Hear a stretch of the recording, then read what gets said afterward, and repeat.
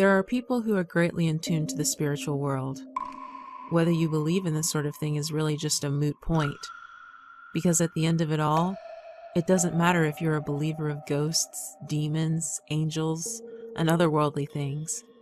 It doesn't change the fact that they exist. Some people are just a bit more aware of their presence than others, and it's these sorts of people that they like to mess with the most. Number 1.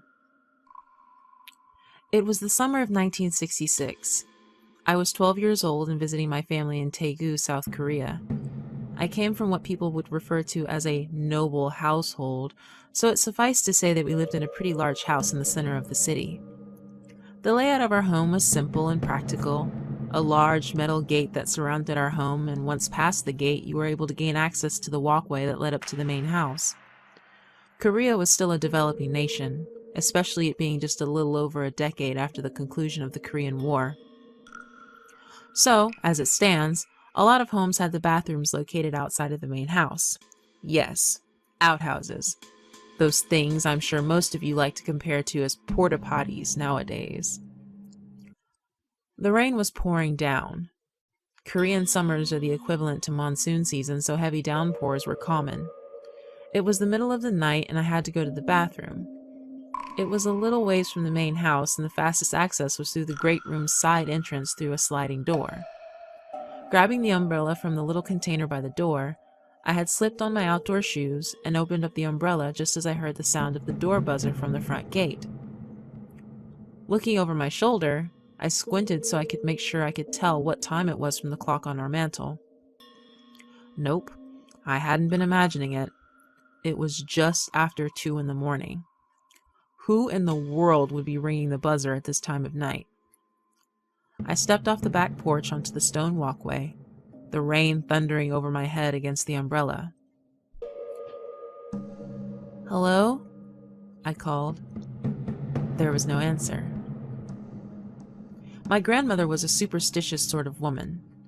She always told me that when a stranger came to your door, especially in the middle of the night, you were always supposed to call out to it 3 times before going to answer the door. If you didn't call out 3 times and tried to answer beforehand, you would be snatched up by a tokibi, or what is commonly referred to as a goblin. The buzzer rang again, and I took another step forward. "Who is it?" Again, no response. The rain started to ease up some, but the buzzer didn't ring for a 3rd time. I wasn't relieved. Instead, my hand gripped the handle of my umbrella even tighter, and I took one more cautious step forward. "Who's there? Is anyone out there?" An uneasy feeling welled up inside of my chest. I chalked it up to it being late, raining, and needing to pee. After a few more seconds of silence, I turned to head off toward the direction of the outhouse when something appeared in the corner of my eye.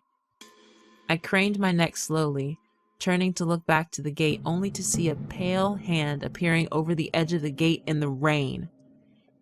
Typically, most people would attribute this to just being another Asian person attempting to break into my house, but no human being was whiter than a sheet unless they had makeup. Waterproof makeup didn't exactly exist back then either. The arm belonged to a woman, long and slender and creeping ever so slowly over the edge of the gate. It was attempting to unlock the door. I hadn't even realized that I'd dropped my umbrella and was now completely soaked through from the rain. My voice had been lost in that moment before it returned promptly, and I let out a horrified scream before turning and attempting to make my way back into the house. I slipped on the wet gravel, my shoes flying off my feet completely as I fell to the ground. Still screaming, I managed to get myself off the ground and tore off to the house, only to slam my leg onto the edge of the porch. Later, I would learn that I had hit my leg so hard that I had busted the skin and my bone was showing, but no blood was coming out. It was so numb. By the time my family came out to see what in the world was going on, I was a soaking wet and shaking mess on the floor. My aunt came to see if I was all right, taking note of the terror on my face. I wasn't even aware of what was happening, and it took about 4 cups of hot tea and a Chinese herbal pill to finally calm me down. Once I'd gotten myself put back together, I told my uncle what had happened. "There was no one there," he said. I blinked at him in disbelief.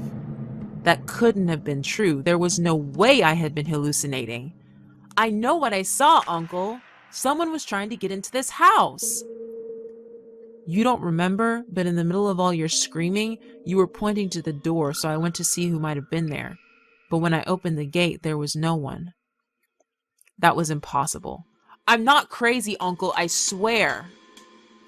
"I'm not saying you are, but you're lucky. If that was a ghost, you would have been in some serious trouble." I agreed. I'm glad I hadn't opened the gate.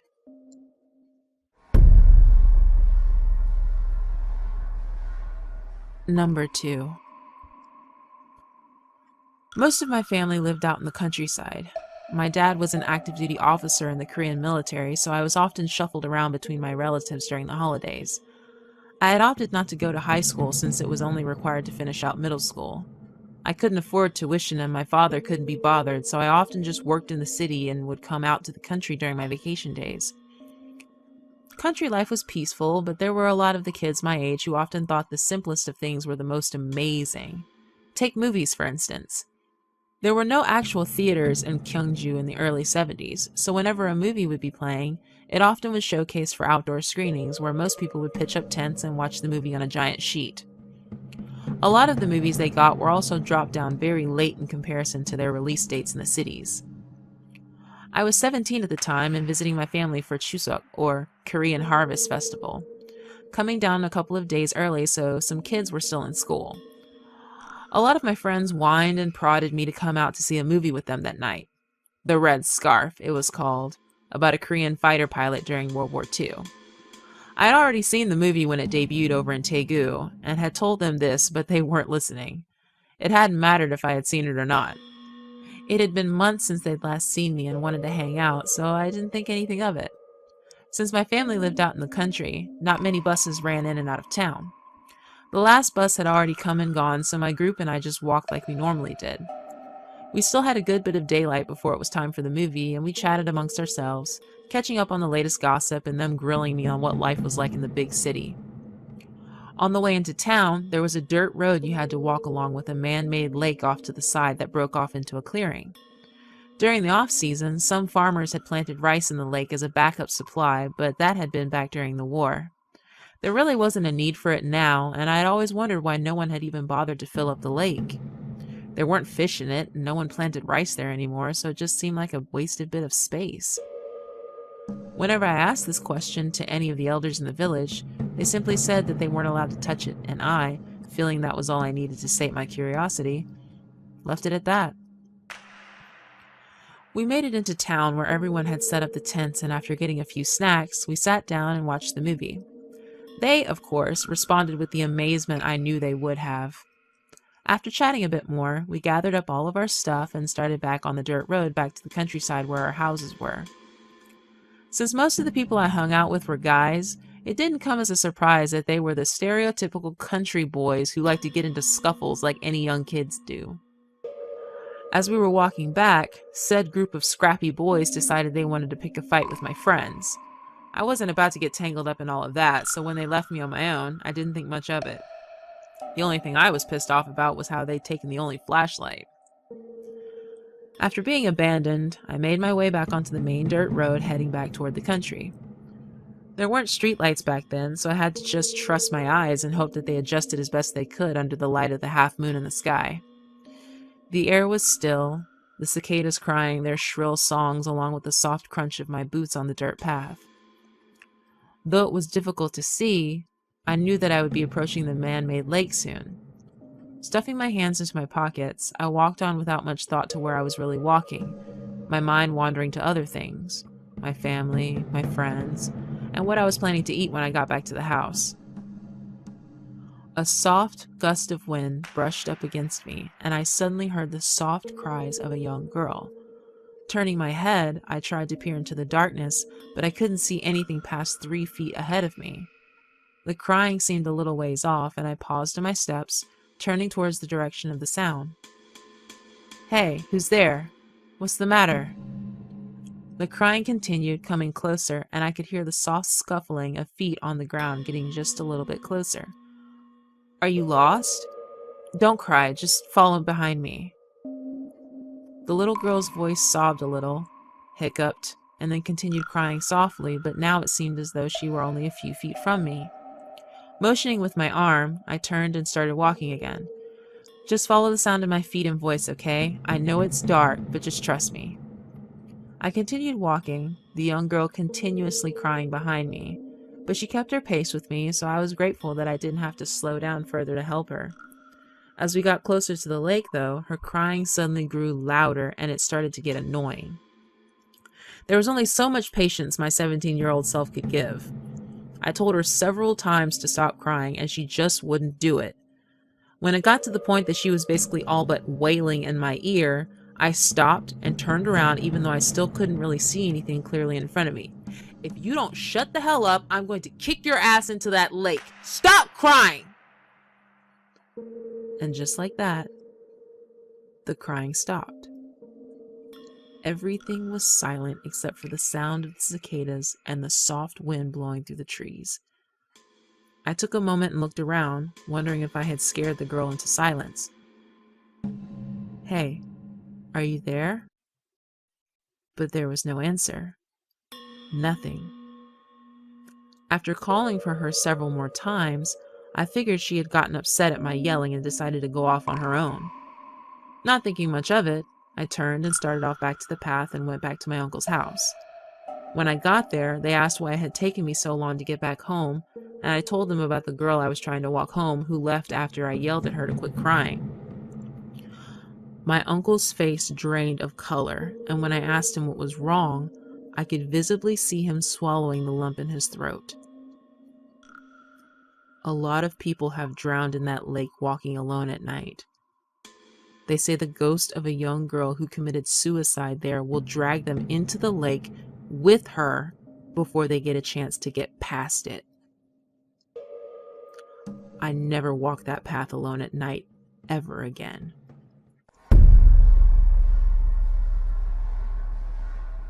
Number 3. I have often been told that I was very in tune to the spiritual world, even as a child. I'm not sure if I really believe it, at least not the bit about me being able to see spirits and the like since I was younger, but I can't deny that I have always been able to feel the presence of unknown things around me. I had often brushed them off as being paranoid, but a lot of the elders insisted that I had power and needed to be more respectful to the spirits that belonged to the underworld. Years passed and I moved through various cities and intermingling with different people. I think I had changed addresses more in the last 5 years than anyone did in their entire life. Some locations were quiet and I was able to live my life in peace. Others were merely annoyances. I handled it like I always had, ignoring those weird feelings I often got and went about my normal routine in life. Wake up, coffee, work, drinks with my coworkers, home, dinner, and sleep. Rinse and repeat.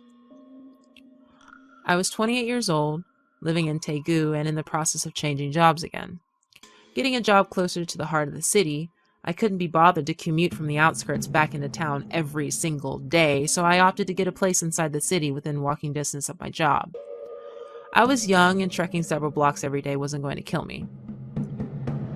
There were very few places available in the city, even fewer that were reasonably priced and in a decent neighborhood. After sifting through the local newspaper, I lucked out and found a place that was on the market and the pricing was reasonable as well. I went to the real estate agency in charge of having put the house up and the agent looked at me in surprise. I didn't understand what his deal was, so I figured I would be like my usual blunt self and see what his problem was. What? Why are you looking at me like that? There was a moment of silence before he loosened his tie nervously. You're not from around here, are you? I'm from all over. Now tell me why you're looking at me so strangely.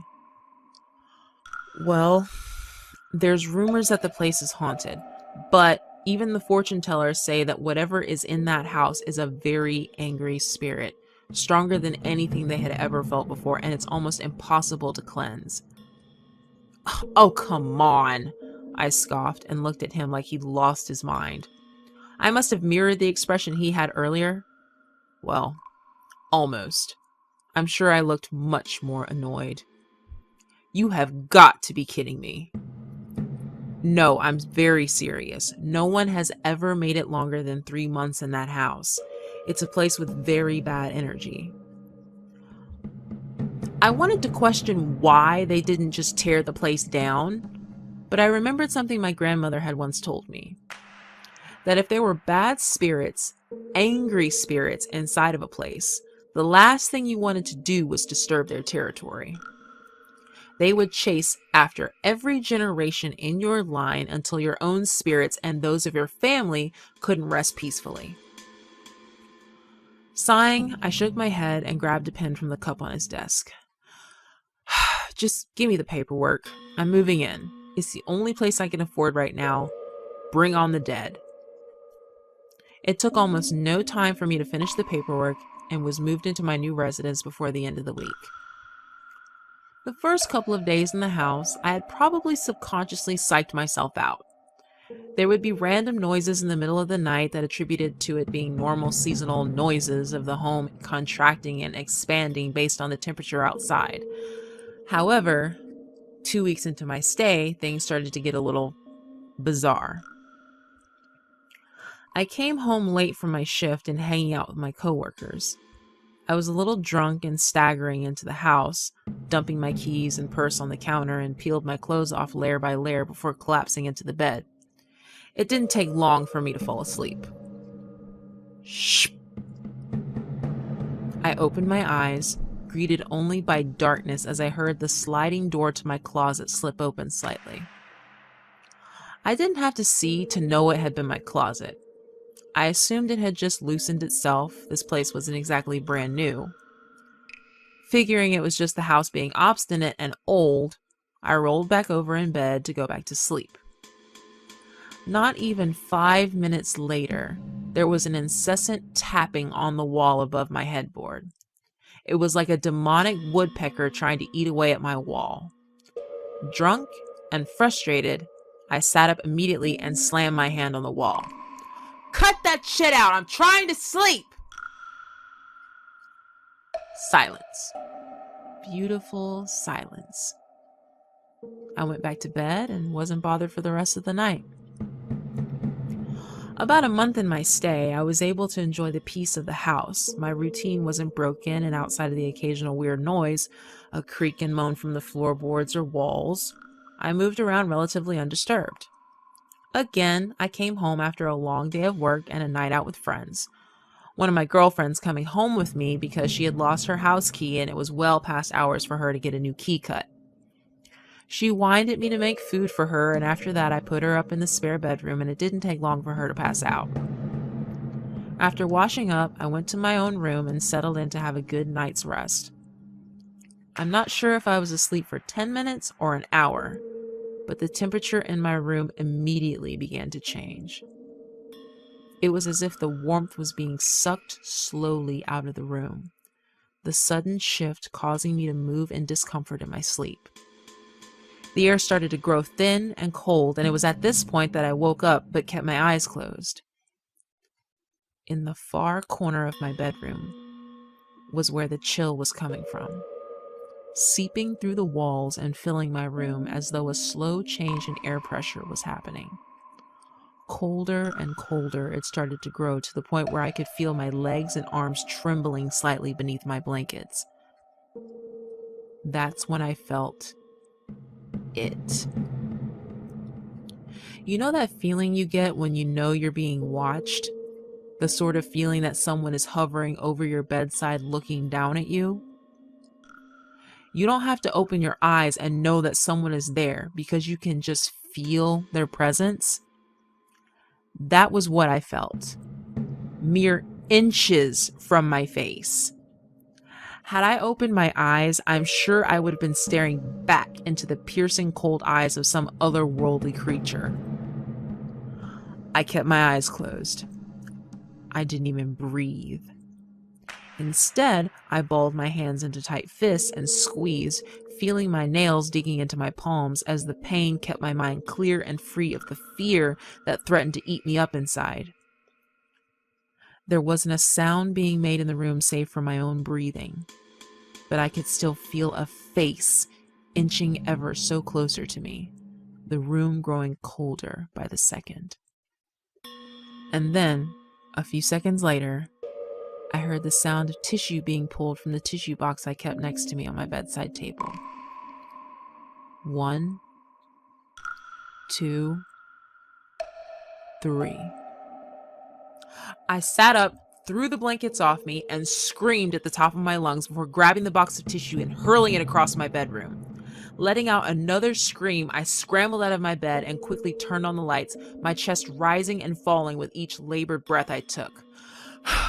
I don't know what the shit you are, but you better get the hell out of here and stay out! You got that, you fucking cocksucker? There was nothing. Only silence. My friend who had been staying with me that night came into the room, my screaming having pulled her out of her drunken slumber. When she asked me what was wrong, I told her that it was nothing and to just go back to bed. After she was convinced that I was, in fact, okay, she left to go back to her room. I went to the bathroom and splashed my face with cold water so I could free myself of the stress and anxiety that had washed over me, then returned to my room so I could finally get some sleep. The cold feeling had left my room. Just as I was getting ready to get back into bed, I caught something on the floor out of the corner of my eye. There, by my bedside table, were 3 squares of tissue discarded on the floor.